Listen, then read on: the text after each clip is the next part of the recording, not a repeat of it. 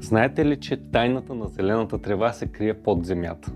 Поп-ъп разпръсквачите, които са познати като изкачащи, помагат за равномерното поливане на тревата, което я прави по-гъста и зелена.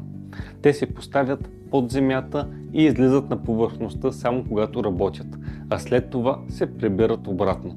Не пречат на косенето, ходенето или играта на двора. Основно ги разделяме на два вида – дефлекторни и роторни. Дефлекторните разпръсквачи са по-подходящи за малки градини, тесни участъци или неправилни по форма зелени площи.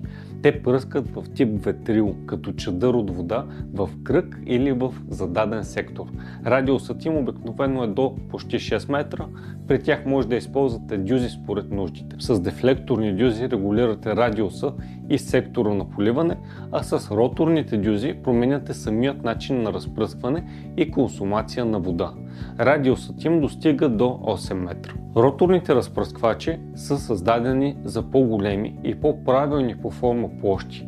Те се въртят и разпределят струята постепенно, което осигурява много равномерно покритие и по-икономичен разход на вода. В зависимост от разпръсквача могат да бъдат с една фабрично монтирана дюза или такива, които в комплекта си съдържат целият набор дюзи за модела. Според типа на разпръсквача и монтираната дюза може да постигнете радиус на поливане до 23 метра в зависимост от подаваното налягане. Ако не сте сигурни кой тип е подходящ за вашата градина, свържете се с нас. Ние ще ви помогнем да изградите поливна система, която работи точно както трябва.